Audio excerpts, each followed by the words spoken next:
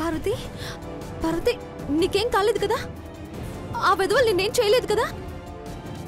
నాకేం కాలేదు సున్నమ్మాయి గారు.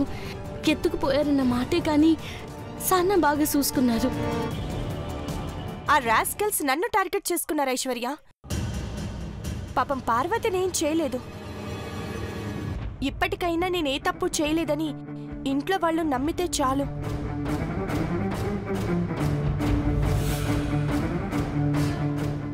నమ్మినందుకే నీ మీద ఎటువంటి చర్యలు తీసుకోలేదు నీలంబరి. లక్కీగా మీరున్నప్పుడే ఆ చంద్రముఖి మనుషులు ఫోన్ చేశారు కాబట్టి సరిపోయింది. లేదంటే జీవితంలో చెరగని మచ్చ నా మీద పడేది.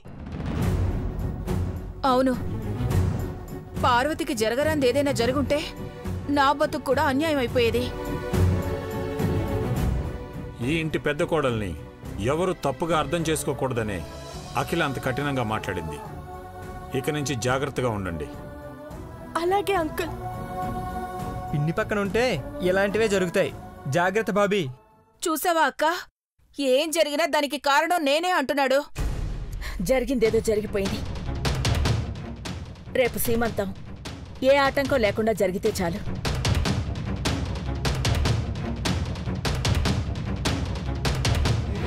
పార్వతి, టైం చాలా తక్కువగా ఉంది.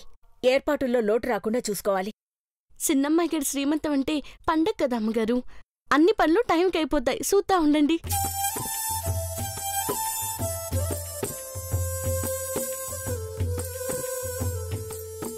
పెద్దబాబు, కిడ్నాప్ చేసిన వాళ్ళు దొరికారా?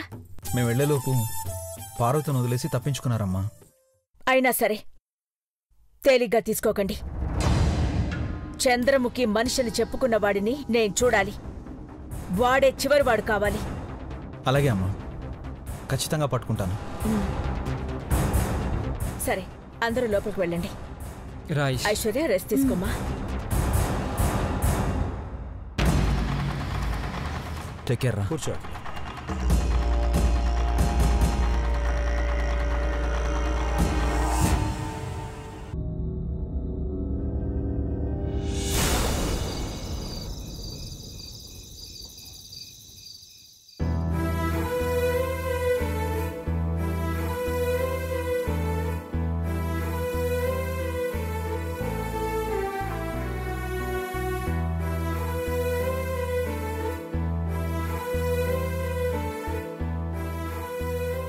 పార్వతి, వచ్చేసారా పెద్దబాబు గారు?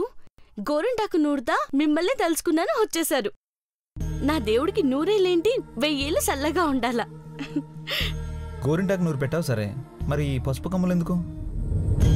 వీటితో కల్తీ లేని పసుపు కుంకుమ తయారు చేస్తాను పెద్దబాబు గారు. చిన్నమ్మాయి గారి శ్రీమంతానికి అమ్మలక్కలు ఎంతో మంది వస్తారు కదా. కొనుక్కుంటే సరిపోయేది కదా, వీటి కోసం ఇంత కష్టపడాలా? కొనుక్కుంటే స్వచ్ఛంగా ఉంటాయో చెప్పండి. అందంగా ఉంటాయి కానీ ముట్టుకుంటే పసుపు కుంకుమలు కూడా ముగ్గులా ఉంటాయి. అందుకే స్వయంగా తయారు చేసినాను. కమ్మటి వాసన కూడా వస్తుంది. బంగారం, నీ మొగుడు కేకే. ఏంట్రా నీకు నువ్వే పొగడేసుకుంటున్నావు? గోరింటాకు ఎంత ఎర్రగా పండితే అంత మంచి మొగుడు వచ్చాడనే కదా అర్థం. మంచి మొగుడంటూ ఉండర్రా, మొగుడే మంచిగా ఉండాలి. ఇదిగో, నన్ను కన్ఫ్యూజ్ చేయకు. నీ చేతులు ఎర్రగా పండాయి లేదా, అది ఇంపార్టెంట్. హలో, మనకు పుట్టబోయే బిడ్డ పేరు కృష్ణ అని రాసినందుకు ఇంటెర్రగా పండాయి తెలుసా? నిజమే అమ్మాయి గారు.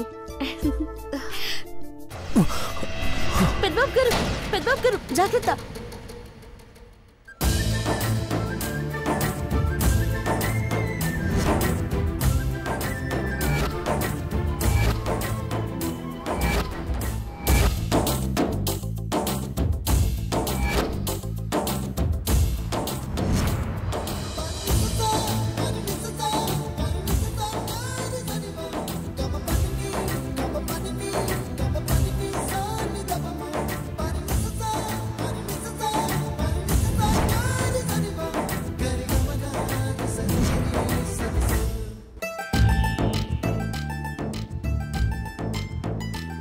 కింద పడిపోతారేమోనని ఒక్క క్షణం గుండె ఆగిపోయిందనుకోండి.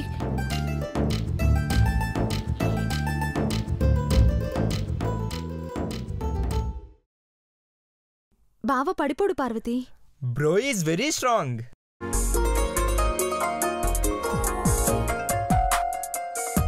Hi bro. హాయ్ రా.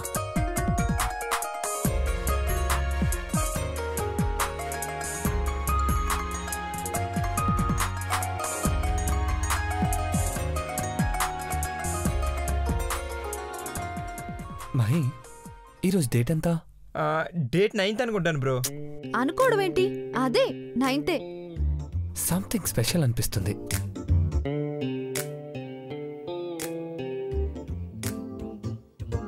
మెడ పట్టేసిన వాళ్ళ ఇందాక నుంచి తలూపుతారు కానీ మాట్లాడరేంటి పిన్ని? ఈ రోజు మౌనవ్రతం అనుకుంటా.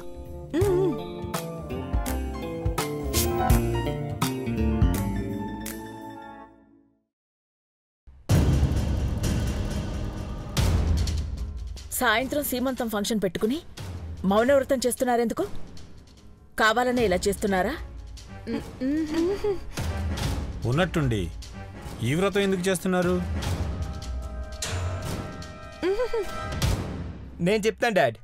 పిన్ని, నీ ఎక్స్ప్రెషన్ చూపించు, విషయం చెప్పేస్తా.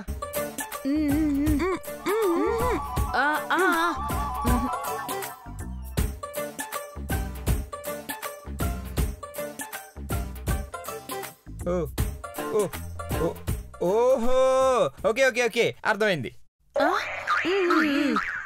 నిన్న భారత్ కిడ్నాప్ విషయంలో తెగ ఫీల్ అయిపోయి మౌనవ్రతం చేస్తున్నారంట. అది డాడీ విషయం. అనవసరంగా మమ్మల్ని ఇరికించాలని చూస్తావు కదా చిన్నబాబు. ఇలాంటి వ్రతాలేవి చేయనవసరం లేదు. మాట్లాడండి. మనసు మంచిదైతే చాలు, అంతా మంచే జరుగుతుంది. మేమెప్పుడో మారిపోయామని పిన్ని సైకిల్ చేస్తుంది మామ్. ఈ మూగ భాష ఎప్పుడు నేర్చుకున్నావు మహి? అబ్బో, కాలేజ్ రోజుల నుంచి ఉందిలే ఈ టాలెంట్. ముందు నువ్వు ఐశ్వర్యం తీసుకొని హాస్పిటల్కి వెళ్ళిరా, రెగ్యులర్ చెకప్ చేయించుకోనరా. అలాగే డాడ్. కానీ ఇక్కడ శ్రీమంత్ ఏర్పాట్లు చూడాలి కదా. నేనున్నాను కదరా, మీరు వెళ్ళండి.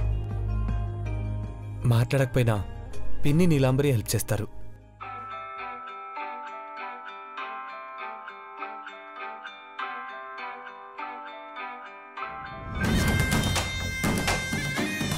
లిఫ్ట్ చేయి చంద్రముఖి.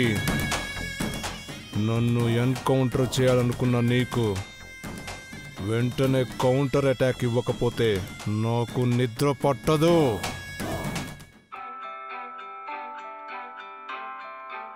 లిఫ్ట్ చేయి నీలాంబరి. ఐఎంపీ అంటే ఇంపార్టెంట్ కాల్ అనుకుంటా. ఆ రాంగ్ నెంబర్ గాడి నెంబర్ని ఐఎంపీ అని సేవ్ చేసుకున్నాను. ఇప్పుడు లిఫ్ట్ చేస్తే ఆంటీ ముందు దొరికిపోతాను. నువ్వు లిఫ్ట్ చేయట్లేదంటే నీ ఎదురుగా ఎవరో ఉన్నారని అర్థం. ఇలాంటప్పుడే మళ్ళీ మళ్ళీ ఫోన్ చేయాలి.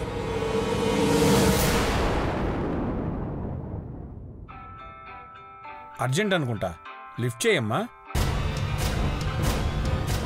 మౌనవ్రతం కదా అయ్యగారు, పెద్దమ్మాయి గారు మాట్లాడరేమో. అయితే అమ్మకివ్వు మాట్లాడుతుంది.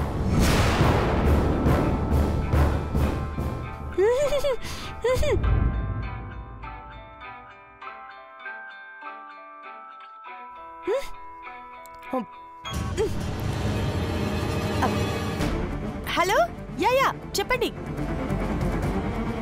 హలో చంద్రముఖి. యా చెప్పండి సార్. సారీ ఏంటి చంద్రముఖి,